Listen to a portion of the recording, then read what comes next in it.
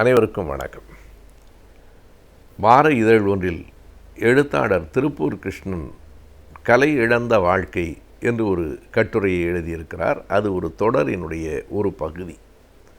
அந்த கலை இழந்த வாழ்க்கை என்னும் அந்த தொடரில் கலையின் கடவுள், கல்வியின் கடவுள், கலைமகள் சரஸ்வதி என்று ஒரு பகுதியை அவர் எழுதியிருக்கிறார். அவர் கடவுள் நம்பிக்கை உடையவர். எனவே சரஸ்வதி என்பதை அவர் கல்வியின் கடவுளாக பார்க்கிறார். ஆனாலும் கூட அந்த கலைமகள் உருவத்திற்கு அவர் தந்திருக்கிற விளக்கம் புதுமையானது. பொதுவாக கலைமகள் என்பது கல்வியினுடைய கடவுளுக்கான குறியீடு என்கிற நம்பிக்கையில் சரஸ்வதியை வணங்கினால் கல்வியும் படிப்பும் கலையும் அறிவும் வரும் என்று நம்புகிறவர்கள் இன்றைக்கும் உலகில் ஏராளமாக இருக்கிறார்கள். இப்படி ஒரு குறியீடாக கடவுளை காட்டுகிற இந்த மரபு நம்முடைய தமிழ்நாட்டிலோ அல்லது இந்து மதத்திலோ மட்டும்தான் இருக்கிறது என்று சொல்ல முடியாது. பழைய சமூகங்களான கிரேக்க சமூகங்களிலும் இது போன்ற கடவுளர்களுக்கான அடையாளங்கள், குறியீடுகள் காட்டப்படுகின்றன. அப்படி இது ஒரு அடையாளம், இது ஒரு குறியீடு. கல்விக்கான கடவுள் என்று ஒரு பெண், செல்வத்திற்கான கடவுள் என்று இன்னொரு பெண்ணின் உருவம், வீரத்திற்கான கடவுள் என்று மூன்றாவது பெண்ணினுடைய உருவம் என்று இப்படி பார்வதி, திருமகள், கலைமகள் என்றெல்லாம் இந்த உருவங்கள் மக்களுக்கு கற்பிதமாக சொல்லப்படுகின்றன. ஆனால் அந்த கலைமகள் வடிவம் பற்றி திருப்பூர் கிருஷ்ணன் அவர்கள் மிக நுட்பமாக சில செய்திகளை கூறுகிறார். அதிலிருந்து உணர்த்த வேண்டிய செய்தி, உணர்ந்து கொள்ள வேண்டிய செய்தி ஒன்று இருப்பதாகவும் அவர் விளக்குகிறார். கலைமகளினுடைய அந்த படத்தை, அது கற்பனையாக வரையப்பட்ட படம்தான், அந்த படத்தை உற்று நோக்குகிற போது ஒரு வெண்தாமரையிலே அந்த கலைமகள் அமர்ந்திருப்பதாகவும், கையிலே ஒரு வீணை, இன்னொரு கையிலே ஓலைச்சுவடி, அருகிலே ஒரு அன்னம், இப்படியெல்லாம் அந்த சித்திரம் தீட்டப்பட்டிருக்கிறது. இவை ஒவ்வொன்றுக்கும் ஒவ்வொரு விதமான விளக்கத்தை அவர் தருகிறார். இந்த உருவம் மட்டுமே குறியீடல்ல, இந்த சித்திரத்திலே இருக்கிற ஒவ்வொன்றும் ஒரு குறியீடு தான் என்று அவர் கூறுகிறார். அன்னப்பறவை என்பது விலங்கியலை குறிக்கும், வெண் தாமரை என்பது பயிரியலை குறிக்கும், கையிலே இருக்கிற ஜபமாலை கணிதவியலை குறிக்கும், இன்னொரு கையிலே இருக்கிற ஓலை சுவடி இலக்கியத்தை குறிக்கும், கலைமகள் வைத்திருக்கிற வீணையோ கலைகளை குறிக்கும் என்று அவர் எழுதுகிறார். இப்படியெல்லாம் சிந்தித்து அந்த படம் வரையப்பட்டிருக்கிறதா என்று நமக்கு உறுதியாக தெரியாது. ஆனால் அவர் சொல்லுகிற அந்த பாங்கில் அதற்கான பொருத்தம் இருக்கிறது என்பதை நாம் மறுக்க முடியாது. இவைகளை கொண்டு நாம் பார்க்கிற போது கல்வி என்றால் என்ன என்று ஒரு உருவகம் அதிலே இருக்கிறது. கல்வி என்பது கணிதம், அறிவியல் சார்ந்ததும் கலை, இலக்கியம் சார்ந்ததும் தான் கல்வி என்பதற்கான அந்த ஒட்டுமொத்த உருவத்தை அவர் அந்த சித்திரத்தின் மூலம் கொண்டு வந்திருக்கிறார். நாம் பொதுவாகவே கல்வியை இரண்டாக பகுத்து கொள்ள முடியும். ஒன்று இலக்கியம் சார்ந்தது, இன்னொன்று அறிவியல் சார்ந்தது, அல்லது இன்னமும் சுருக்கமாக சொன்னால் எண்ணும் எழுத்தும் சார்ந்தது. அதனால்தான் வள்ளுவர் கூட எண்ணென்ப ஏனை எழுத்தென்ப என்று சொல்லுகிறார்.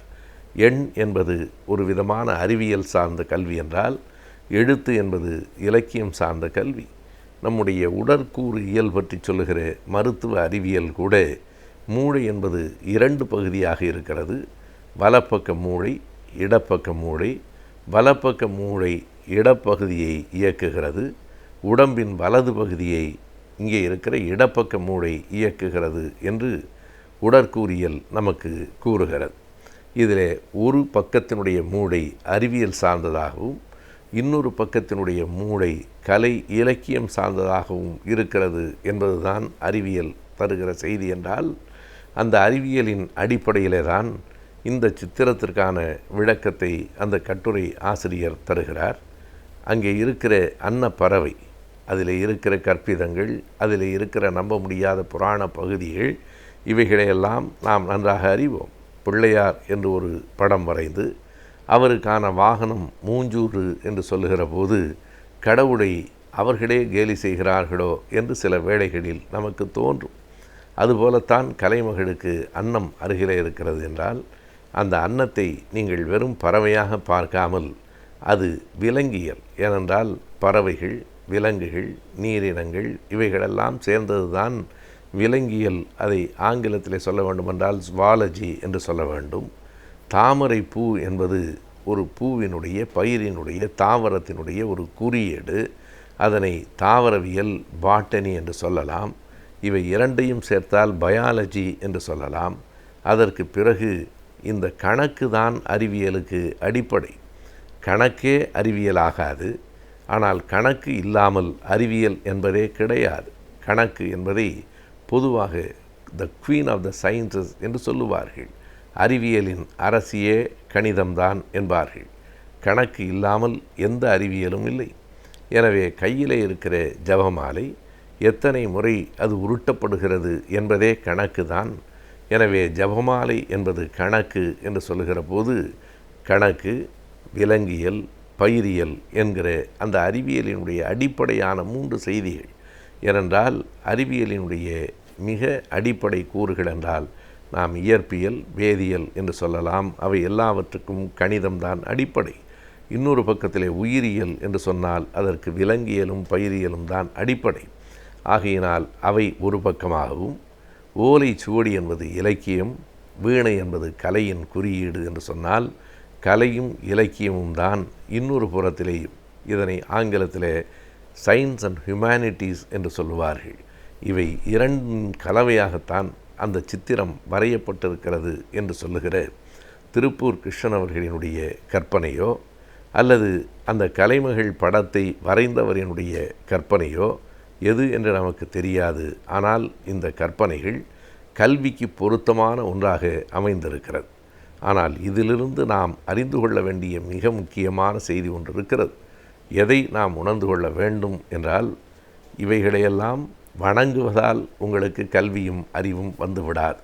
இவைகளையெல்லாம் கற்றுக்கொள்வதால் தான் வரும். இது வெறும் சித்திரம், இது வெறும் குறியீடு, வெறும் அடையாளம். உண்மையிலேயே நீங்கள் ஒரு கலைமகளின் அருளை பெறுவது என்று சொன்னால், அதாவது வைதீகர்களினுடைய மொழியில் கலைமகளினுடைய அருளை பெறுவது என்று சொன்னால், கலை இலக்கியத்தை, கணிதம் அறிவியலை ஒழுங்காக கற்றுக்கொள்வது என்பதுதான். கடவுளை வணங்குவதால் கல்வி வராது, கல்வியை கற்பதால் தான் கல்வி வரும் என்றும் இதற்கு நாம் பொருள் கொள்ளலாம்.